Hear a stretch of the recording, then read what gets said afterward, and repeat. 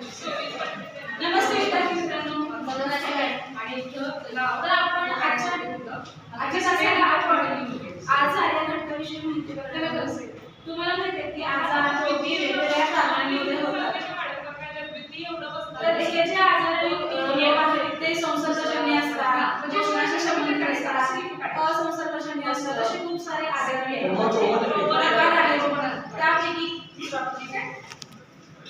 नमस्ते विद्यार्थी मित्रांनो. चला तर आज आपण आजच्या तासाला आजार आणि रोग यांच्याविषयी माहिती बघणार आहोत.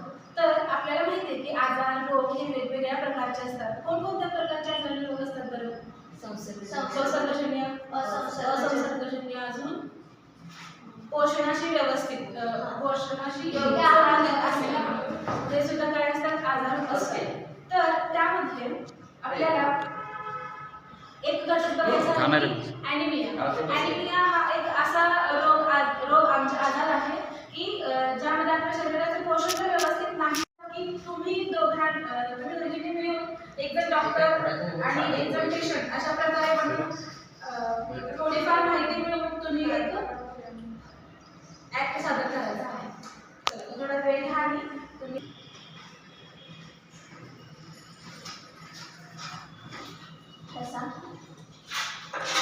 काय होतं तुम्हाला? मॅडम मला जास्त थकवा जाणवतो, त्याच्यानंतर थोडंफार चालल्यानंतर अशक्तपणा येतो, त्याच्यानंतर हातापायाचे सांगेल. कधीपासून होते तुम्हाला असं?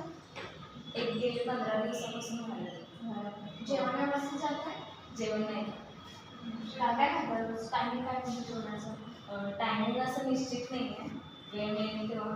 जॉब करता? हो. आता हा हे जे सगळं तुम्ही सांगितलं आणि अशामुळे होतं की तुम्ही जेवण व्यवस्थित घेतलं, बरोबर आहे? जेवण व्यवस्थित नाही घेतलं तर काय होतं? ऑक्सिजन आपल्या शरीराला कमी पडतं.